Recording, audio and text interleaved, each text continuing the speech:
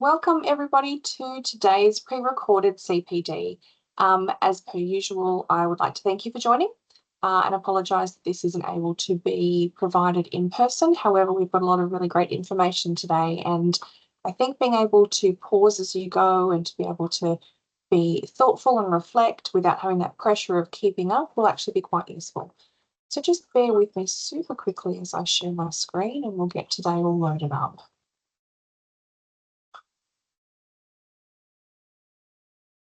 Excellent. Okay, so today you have joined me for our discussion today on technology dependence, specifically what it is and how to address it. Before I begin, in the spirit of reconciliation, I'd like to acknowledge the traditional custodians of country throughout Australia and their connections to land, sea and community. I'd like to pay my respect to their elders past and present and extend that respect to all Aboriginal and Torres Strait Islander peoples here today. I'd also like to acknowledge the individual and the collective expertise of those with a living or lived experience of disability, because I note that we can only provide quality care through valuing, respecting, and drawing from this expert knowledge.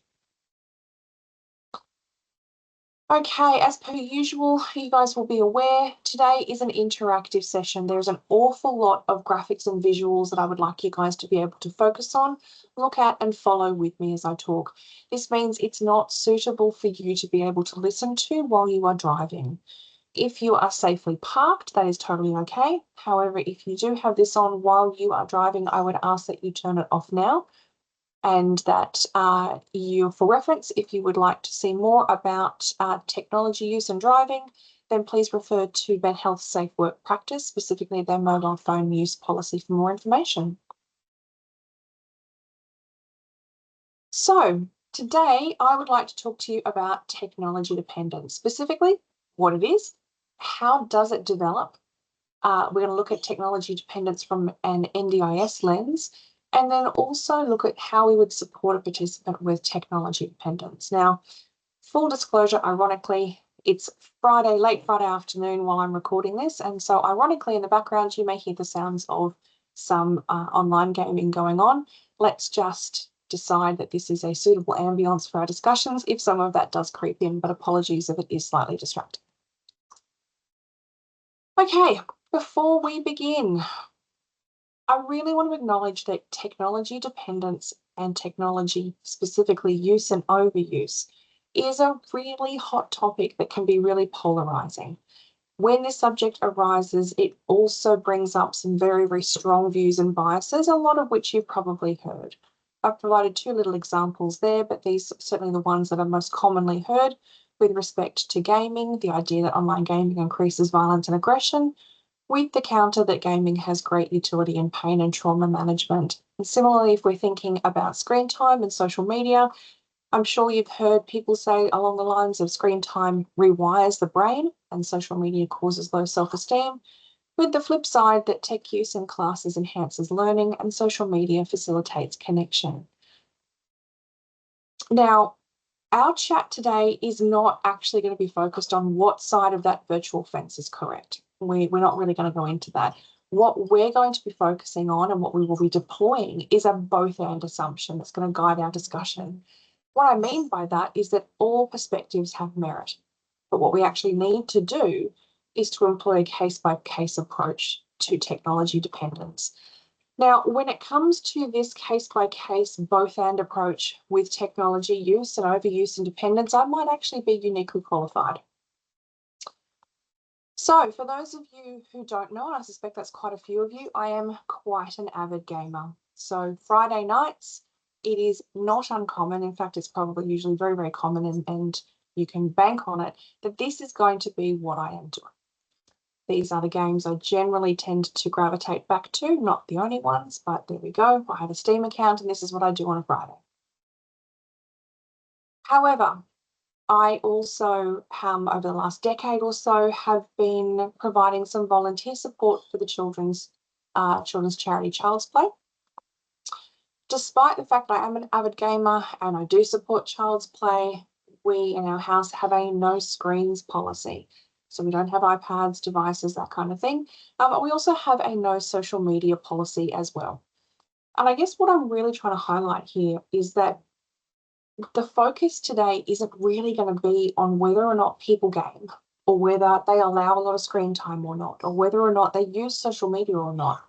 The focus here is really going to be on whether or not it's a problem for them, whether or not they can still do what they need to do in a healthy, helpful way while still enjoying technology use. So, what is technology dependence? Let's start there. So, technology dependence is a term that was, I guess, used originally to describe those people who require medical equipment in their daily life. However, it's really grown to describe this reliance on tech to function. With that rapidly increasing availability and utility of technology, we've had to now broaden how we think about technology dependence so that it currently describes this reliance on tech to function, but with an associated deficit or distress when it's not available.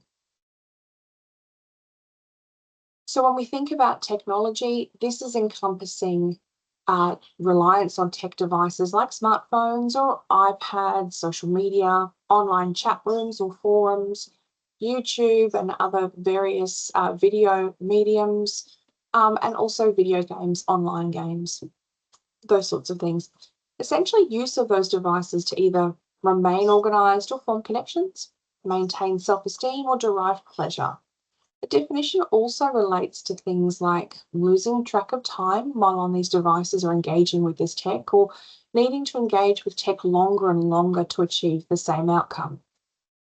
The definition also really highlights this difficulty functioning in the absence of having access to those devices.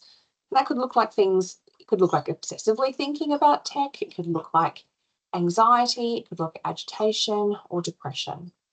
So again, really it's this idea of significant use of these things to the point where you're reliant on them. And then when you can't have them, it creates significant distress.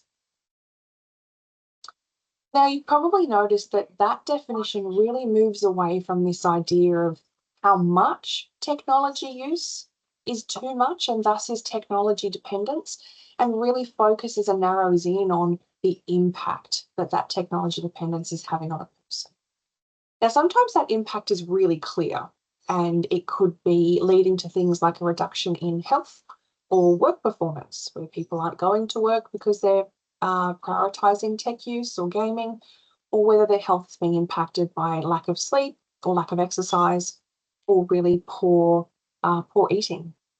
However, the impact of the impact of tech dependence isn't always clear, and it can be heaps more subtle, like avoidance of additional commitments, because that cuts into tech time.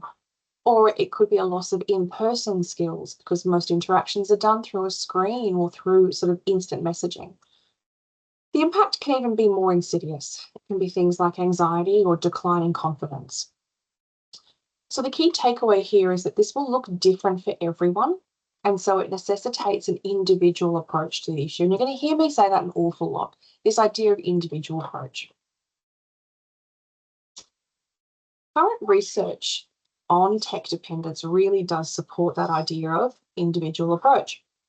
Because technology is changing and improving faster than the research can keep up with, it means that this landscape of tech devices and uses has got so much breadth and depth and variability to cover that it's really not possible for research to get clear conclusions. There's too much that's happening far too quickly. Currently, if we were to have a look at the cross-section of what has been done, the research would demonstrate that sometimes really negative impacts have been clearly highlighted, but in other instances, really positive benefits have been identified. So essentially that means that all we can really confidently say with respect to the research in technology dependence right now is that tech dependence does have an impact. It's just whether or not it's a helpful or unhelpful impact really does depend again on the person and the context. So let's have a think about how tech dependence develops. So, as a bit of a shout out to my fantasy MMO gamers online, it's a little bit like a magic spell. And unfortunately, tech dependence can be quite easy to create. So if we think here, Essentially, we have got individual factors. So the stuff intrinsic to a person that they come with, right?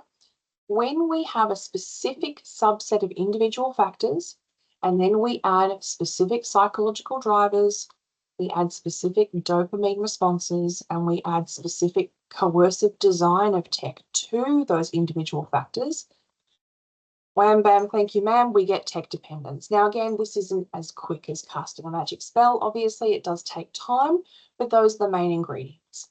Let's unpack that a little bit. If we think about these psychological drivers for tech use, these are neither good nor bad things. They just are. Again, it really is around that concoction plus those individual factors. If we think about these drivers, they're reasons or needs for technology use, and they can include things that you're probably thinking immediately of, or things maybe you haven't quite thought of yet. It would include a need for validation, belonging, and community. So things like likes or reposts or upvotes or followers, game achievement, loot runs, campaigns, and guilds are all things that can fill that need. Another driver is a need for emotional regulation and escape. And so that really immersive and engaging and attention demanding nature of games can really fill that need and can really become that escape. Or the endless content of social media and that continual scrolling ability can really support somebody's need to sort of dip out of their head a little bit and regulate. A need for control and achievement can also be a driver.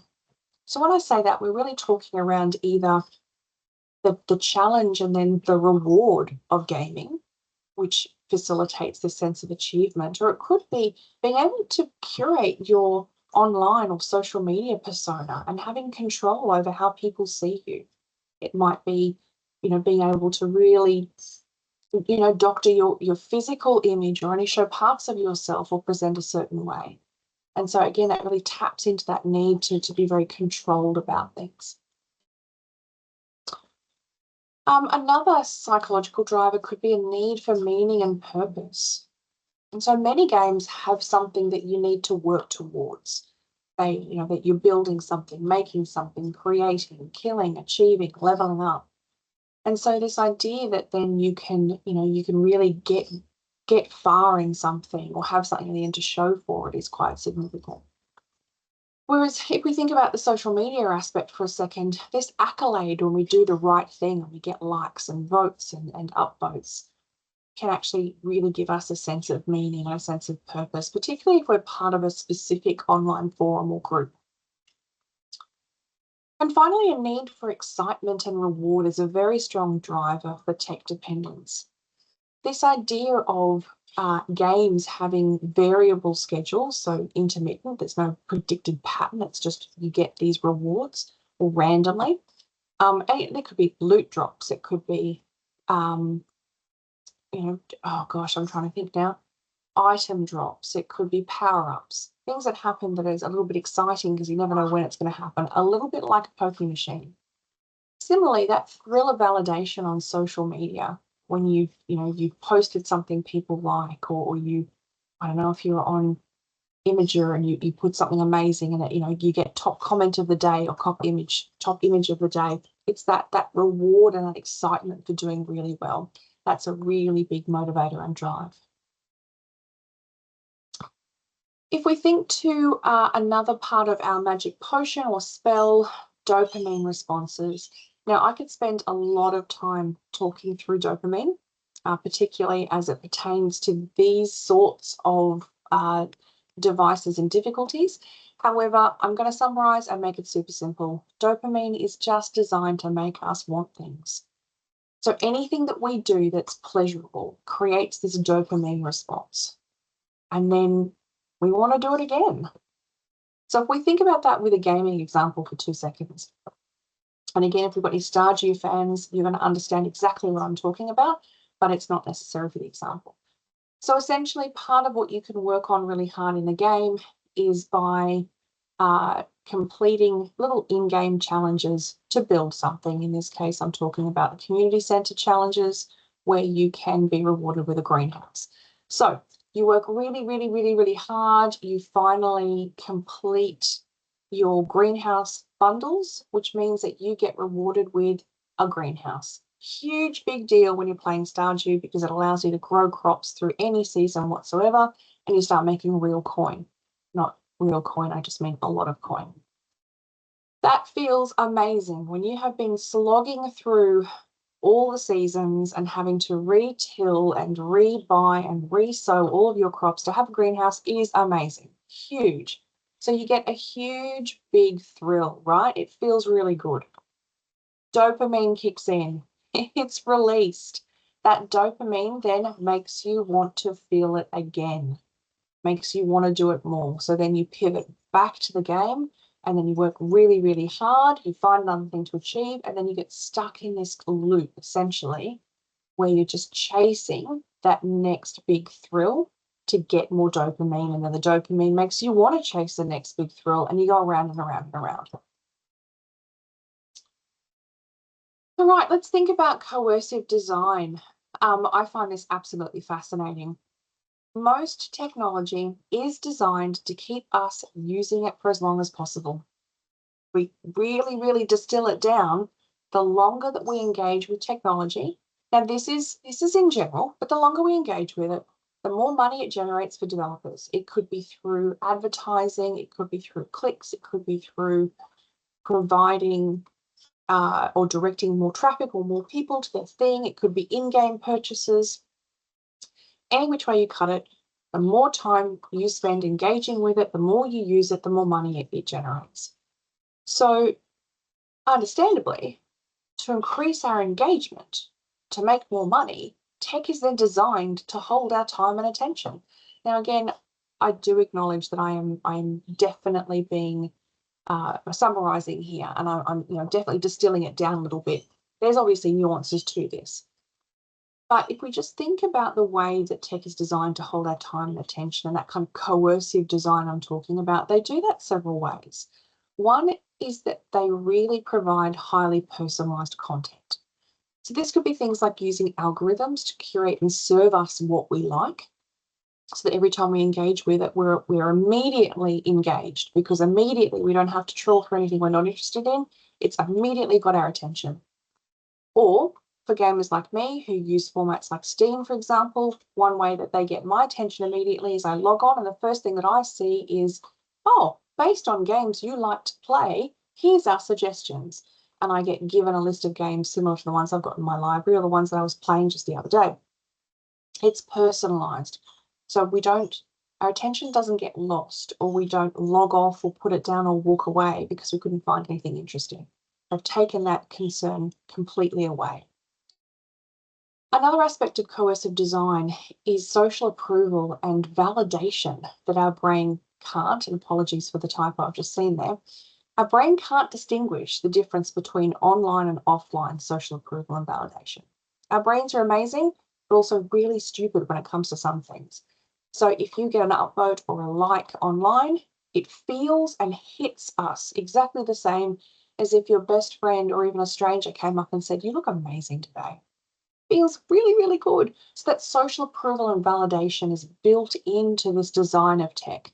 It's either by quantifying our status by number of subscribers or likes, or by the amount of achievements that we've earned as we're playing games. Feels really good when we log on to Steam and I can see immediately how many years I've served, which essentially means how many years I've had a Steam account for. I feel pretty special. I look at it and I go, yeah, that's like 15 years. That is brilliant. I am clearly elite. I'm not. It's a number. It's ridiculous. But again, it taps into that idea for me. We think about reciprocity. Reciprocity has been designed quite intentionally into a lot of tech. Now, if we think about social media, because it's probably easier to think about reciprocity here, it uses alerts to get our attention. And it uses alerts to get us to do something. And it could be, have you seen, or send this person a birthday wish, or congratulate them on this new job. And so it gets us to do something. And then when it engages us and it gets us to do this thing, it then sets up this expectation when we do it that we have to continue. So you may get more alerts like that, or because you've done it once for one person, you feel like, oh God, I better keep doing it. And so there's kind of pressureness to kind of like and comment and form. And again, it takes time to do that. You've got to be engaged and you've got to attend. Again, it's that kind of subversive, coercive design here. FOMO is really harnessed in the design of tech. This idea that there is endless content in our feeds completely curated to us, that we can never completely consume, does create a sense of things that we're missing out all the time. If we can continue to scroll and continue to scroll through a never-ending list, it's very hard to pull away from that. We might miss something. We might not see that thing. Similarly, in games, a lot of games have seasonal achievements or time-limited achievements that you need to do. And so if you're not in there and you're not playing at the right time or for long enough, you miss out. And you could miss out on that, I don't know, M308 skin that you've been looking for ages. Or you could miss out on that really great mask drop in Payday that you've wanted forever. It's, again, if you're really into this stuff and it's part of what you do, it is something that does mean a lot to you and does get your attention. Variable reward ratios are always used. I talked about that a little bit before. So it's this idea of randomized rewards that don't have a particular schedule. It just happens like a poker machine. They're built into a lot of apps. And so that could look like random content loads. So you're sort of just about to finish and then all of a sudden new content comes up. Oh, I haven't seen that. I haven't seen that. And then hours have passed by. But also it's used an awful lot in games, probably easily identified by loot drops that tend to be quite random, or whether or not you have a specific chance of getting that particular item that you've been looking for. Again, it's randomized. And then finally, push notifications. So being notified that somebody has liked a post then exacerbates all of the coercive elements that I just talked about. If you know then that somebody has liked a thing, it's going to kick into overdrive, all the other stuff, and you're going to re-engage. So as you can see, this stuff is exceptionally clever. So we've got our 3 additional ingredients. Let's have a think about those individual factors that I talked about, which means that some people are more susceptible to developing tech dependence from tech use than others. So without these individual factors, some people may just enjoy and use tech and it's not particularly problematic. For others, they may have these specific factors, which then moves that tech use closer to being tech dependence. And I guess the 2 big ones are 2 big individual factors that I want to call out is that when tech use becomes the only outlet for meeting a psychological need. If it is the only way you're getting something really important to you, then you can kind of see how it become more important and more valuable. You'd engage more with it, you'd be more susceptible, and then it would push you further to being dependent as opposed to just using. Similarly, when tech use becomes a primary coping strategy for an underlying issue that then doesn't get addressed because you're using this one coping strategy, it kind of hooks you into it. It means that without that, you're not really coping. And if you've got something in front of you that helps you cope, of course you'd use it. Not stupid. You'd completely hook it. You would clutch it with both hands rather than not. So again, if you've got those kind of 2 factors whirling around in the background, all then together, it means that you are far more susceptible. It's like the magic ingredients. And then you could be staring down the barrel of tech dependence. So each of these things in and of themselves aren't really too big a deal. But when they are combined, a little bit like Power Rangers or Voltron, if you're a little bit old like me, tech dependence. All right, let's think about this from an NDIS lens, because I think that's when it gets really, really interesting. Specific psychological drivers for tech use are really likely to be at play within an NDIS population. So I still want us to take a case-by-case view. But skill deficits or unmet needs are actually really likely to drive that development of tech dependence within an NDIS population. So our participants might gravitate to tech use that, particularly if it minimizes or buffers a functional deficit or it fills a need they can't easily get elsewhere. Remembering we work with people who are the most vulnerable in our community, and we know they come with a subset of skill deficits, functional deficits, and significant needs. Often these are people who are marginalized. And so if you come with those individual factors, you may be more at risk of developing tech dependence. So these things could look like a social skill deficit, which makes face-to-face interactions challenging, loneliness caused by isolation or a restricted in-person social network, minimal opportunities to build or demonstrate mastery outside of gaming, or lack of accessible, pleasurable activities on offer. Now, as I read those out and you were listening along, I'm reasonably confident that you could think of one participant at least who fit one of those 4 points. You may have gone, actually, I've got one participant who meets them all. Or you may have gone, I've got a participant for each one of those. But at very, very least, I know that you had somebody come forefront in mind. And I guess this is why we're having this conversation today. While tech dependence is interesting and it's topical, I think it's even more important for us to be aware of. So we've talked about the drivers, but also those individual factors that make people more susceptible to tech dependence might be more likely in an NDIS participant. So it might actually, as in technology use, might actually be the only independently accessible way a need can be met. Or it could reflect a general lack of supports or skills. And so then tech use might actually be the only way a participant can independently cope with their disability or bolster their well-being. And if that's the starting point that they've got, and then on top of that, they have those additional psychology drivers I talked about before, you can kind of see how it's a little bit more of an elevated risk for them. However, let's pause a minute. If tech dependence is addressing a disability-driven skill deficit or an unmet need, then is it actually unhelpful? I would say possibly. In some cases, it might not be. In some cases, you might be able to clearly go, well, actually, this is really good for them. And if that's the case, that's amazing.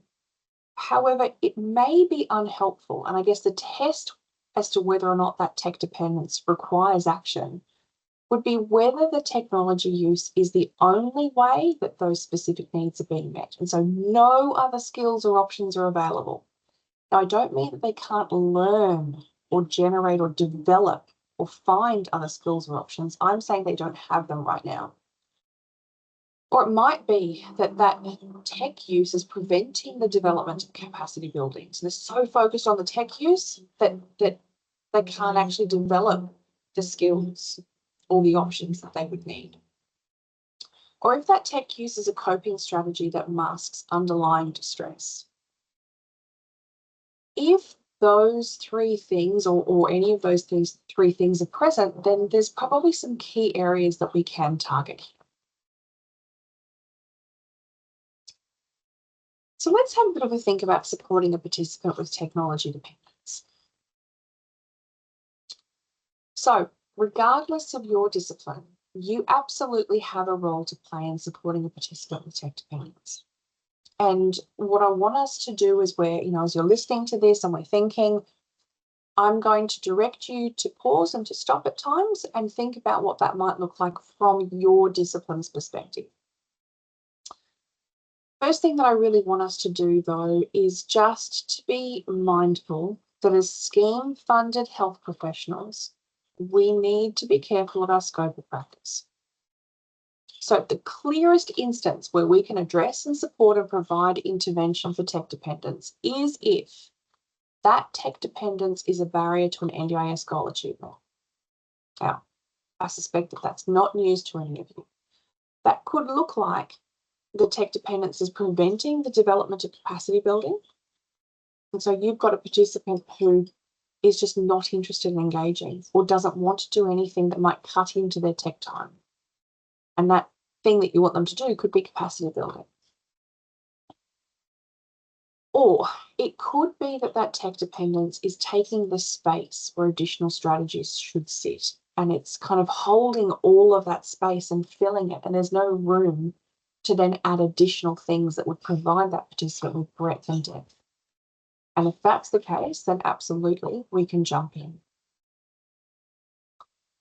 When we do jump in, providing the criteria is met and we're really happy that we're being scheme focused and that all of our ducks are in a row, there is a number of things that we can do about tech dependence. We can develop our understanding, we can provide education, we can do capacity building for underlying concerns, we can provide modelling, we can support alternatives, we can set appropriate limits, and we can support healthy use. So, first and foremost, developing understanding. Understanding why the tech dependence is occurring is really going to help identify what alternatives to consider later. Now, when I think of that, the phrase I keep hearing over and over and over, and my PBS friends will absolutely agree, what's the function of the behaviour? What is it doing? So we're talking about developing that understanding. We're really talking about being curious and being open and being wondering. We are talking about having a non-judgmental stance. We're talking about just wanting to understand their experience and their reality. Now, as I mentioned right at the start, tech use, tech dependence is a hot topic. Most people have got fairly clear opinions about it. It's about putting those aside for the moment and really understanding what this is about for the participant. So you could seek to understand, what is it that they enjoy about their tech use? How do they feel when they're online? What do they feel when they're not online? And then who do they interact with online? Now, they're just 4 little questions that I was thinking of in terms of trying to understand somebody's tech dependence and tech use, but it's definitely not an exhausting list. So when we're thinking about these questions, it's really important to make sure we're using open-ended questions. Again, that helps us to get the most rich information possible, but also not to impose our own bias or judgment on what we're doing. So I'm going to get you to pause for a second, and I want you to jot down some more questions you think that you would need to understand or to ask to be able to understand your participants' tech dependence. And then we'll go through some additional ones that I have. So just press pause now. All right, hopefully you have some questions. Questions that I was thinking about when I was trying to understand the type and the frequency of technology use that I have written down, might be asking, what sorts of games or apps or websites do you use? Is there a particular game or app or site that you use the most? What sorts of things do you do there?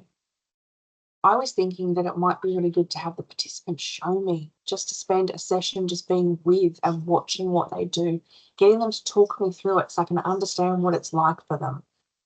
As I mentioned before, I am probably very, very well versed in the world of online gamings, but absolutely not well versed at all in social media because I don't engage with it. And so that would be something that I would need to develop a lot more understanding around when I am working with a participant who has that particular issue. Vice versa, though, I might need to ask less questions if gaming is their jam. Another thing that you could ask about, again, understanding the type and frequency of tech use, would be maybe how often would you say you use games or apps or websites? How long do you tend to spend online at one time?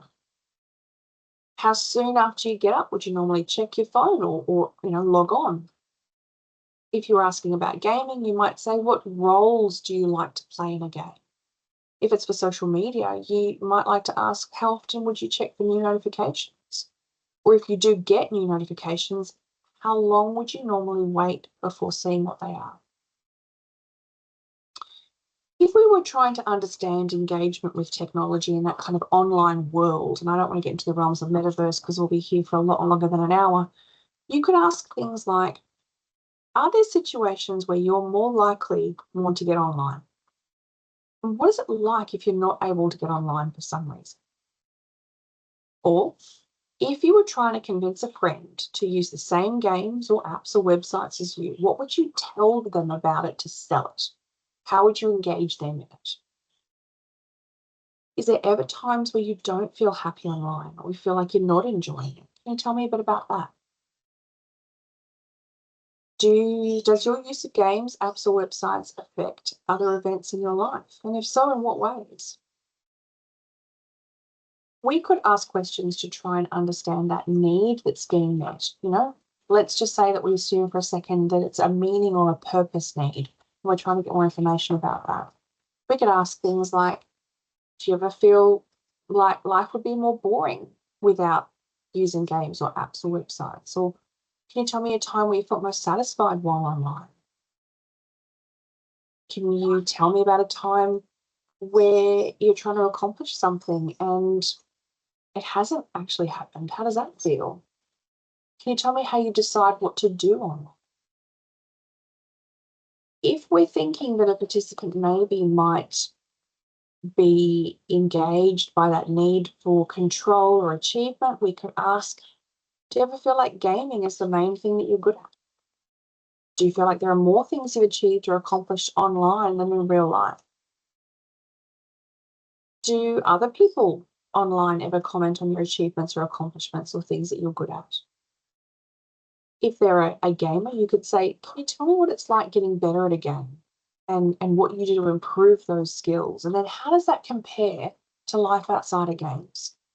Or if they're into social media, you could ask, do you ever feel like it's easier to control how you appear online than in your offline life?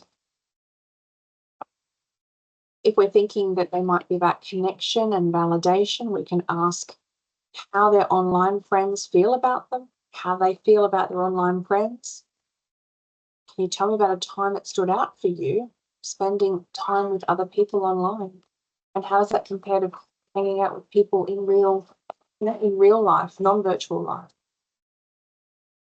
If we're thinking it's a freedom or an escape need that they're meeting, we can ask something as simple as, if you go online when you're in a bad mood, how does that affect how you feel?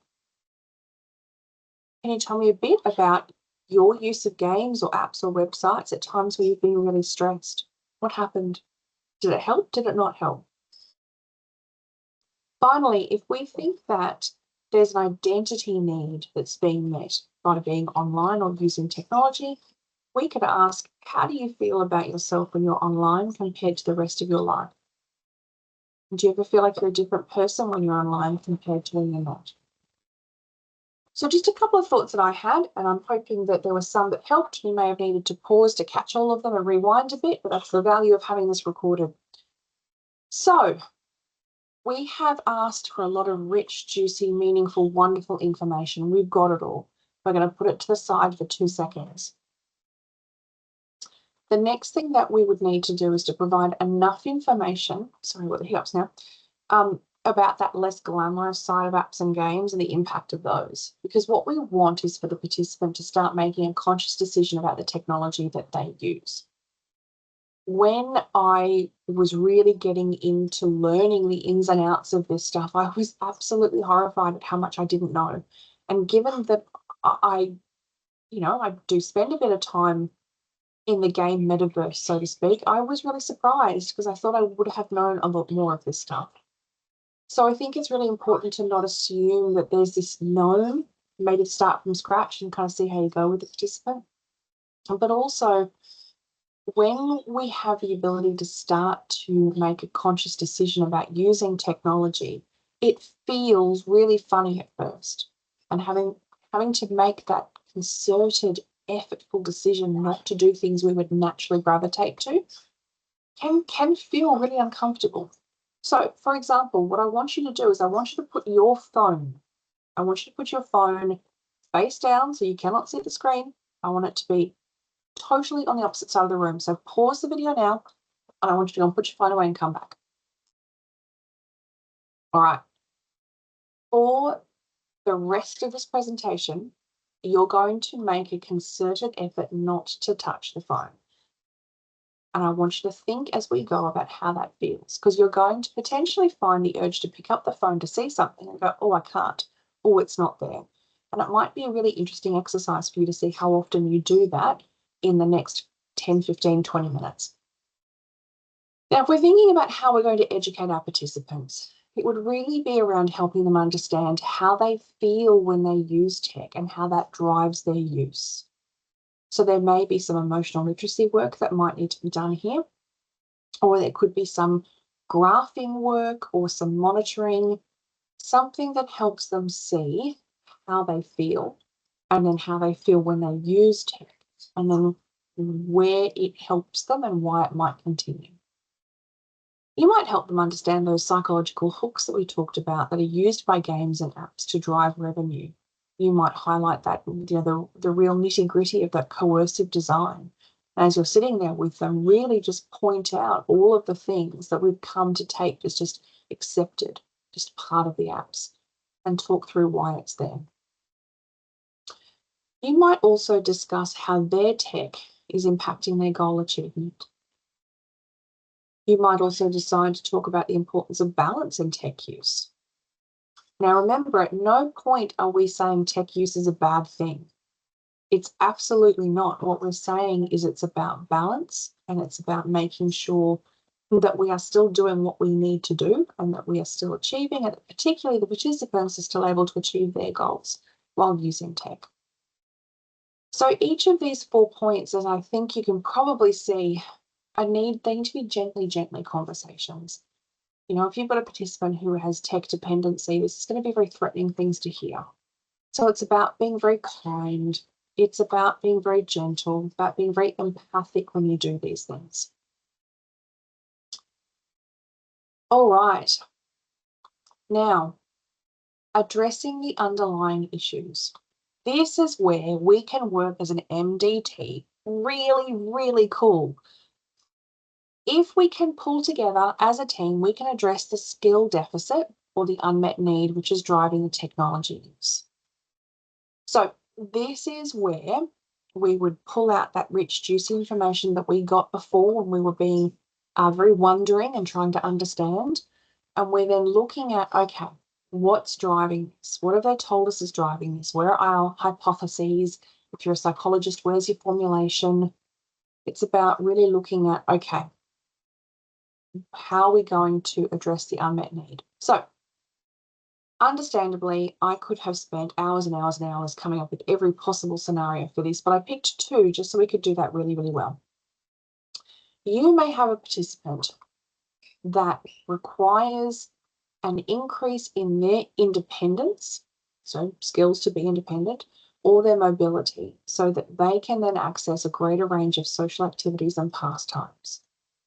So, just thinking about that, irrespective of what discipline you are, you could be an EP and you could be sitting there going, I got this. I know exactly what I would do.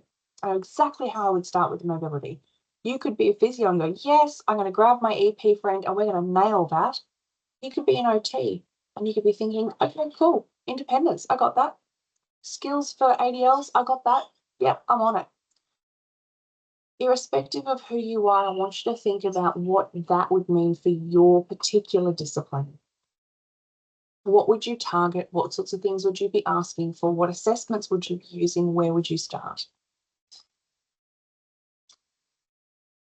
Now, for our speeches, you might be thinking around the ability to improve language use and communication skills. For our psychologists, you might be thinking, okay, I might need to do some assertive communication work. I might need to look at independence and emotional regulation. If we think next about the next point, facilitating skill development to reduce reliance on tech use as a tool. Again, thinking about your discipline, it could be that this participant might need some social skills support. So our psychs, our mental health OTs, our PBS practitioners, you definitely have a part to play here. Our speechies, you have a part to play here. Social communication is huge. It might be that there needs to be some communication support so that they can face-to-face a little bit better.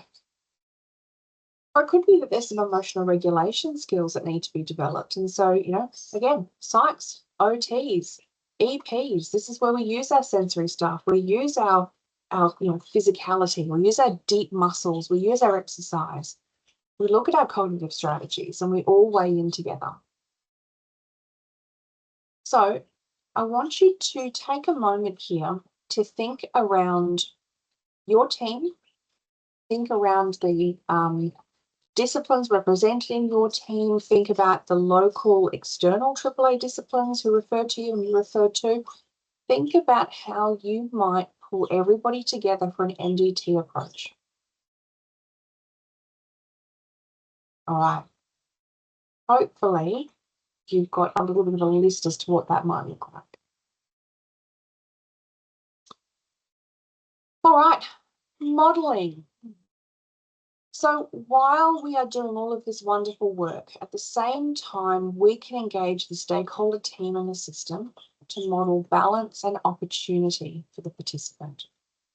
Now, if I'm thinking, what on earth does that look like? It could look like appropriate tech use.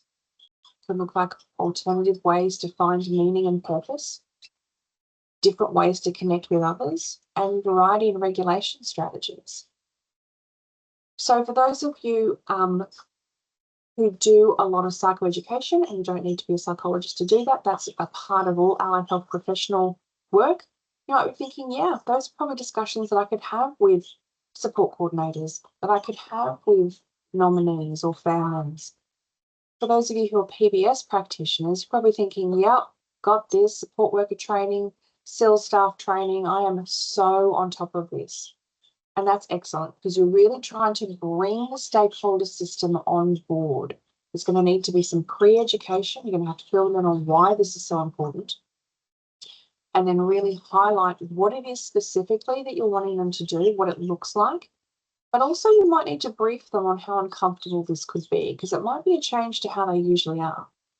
Now remember, I asked you to put your phone across the room.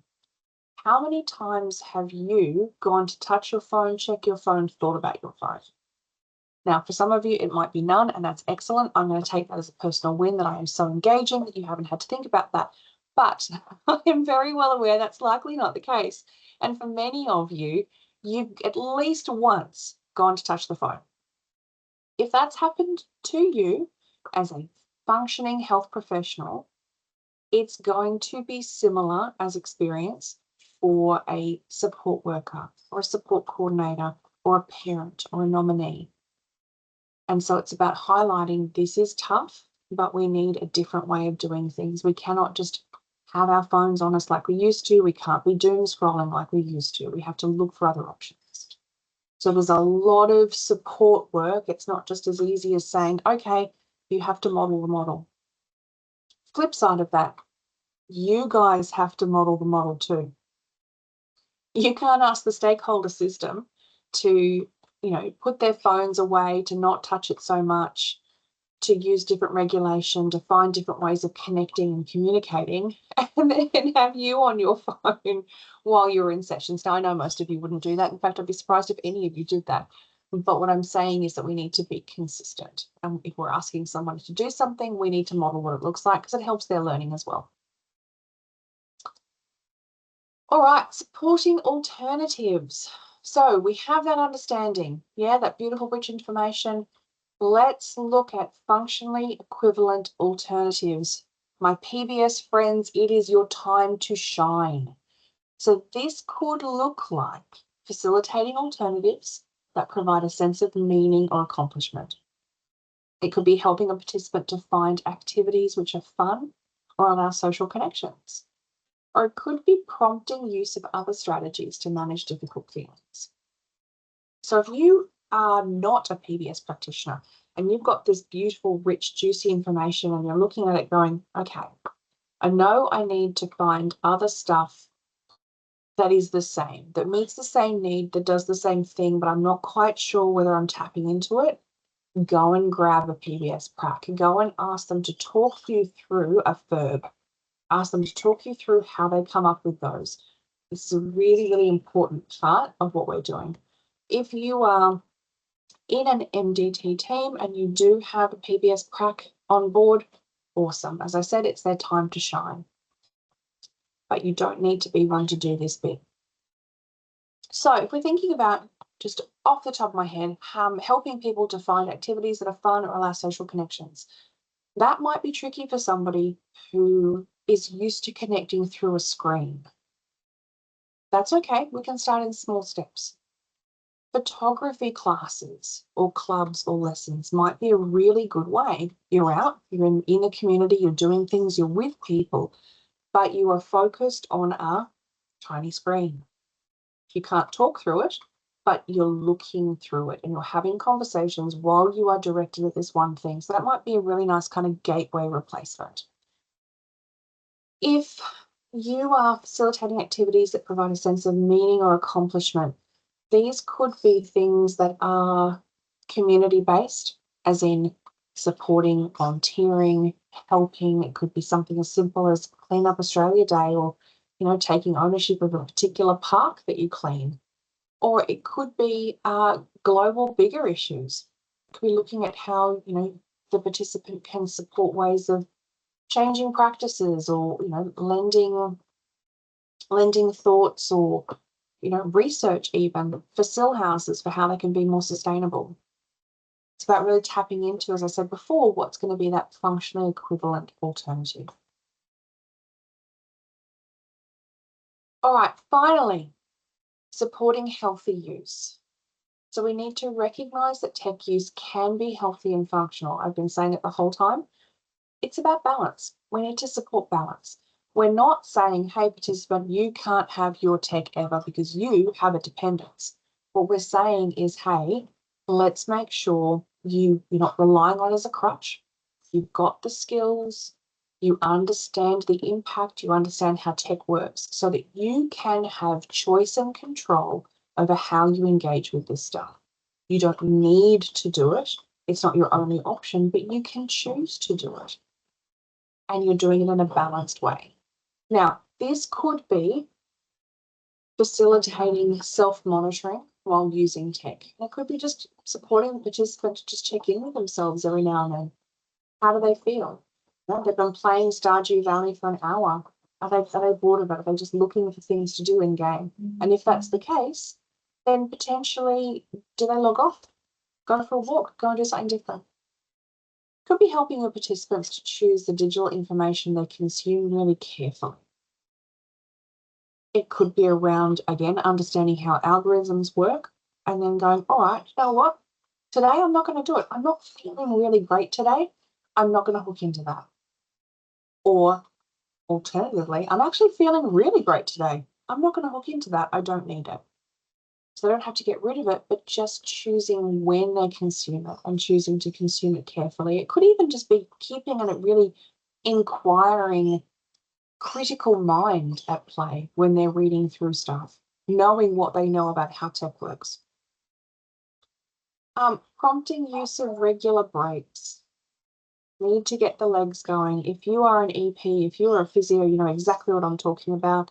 Tech use is largely sedentary, and that is not good for anybody. So it's about really highlighting what those small breaks could look like, those small movement breaks could be. Finally, promoting regular conversations about tech use and how that feels. So just making sure that this is something that isn't just kind of discussed for a chunk of time and then that's it, it kind of goes away. It's always something. We know that tech is always adapting and changing, and we need to keep that conversation live. All right. So before we wind up, a couple of things. As you guys know, you've seen this image before. Your feedback means an awful lot to us at Clinical Excellence. It is our absolute joy to bring you CPD and to provide you with support. Two things that we would absolutely love to hear from you. One is whether or not it landed, whether or not it helped, and if it did, brilliant, tell me how. If this didn't land and you would have preferred something different, tell me, because there are always opportunities.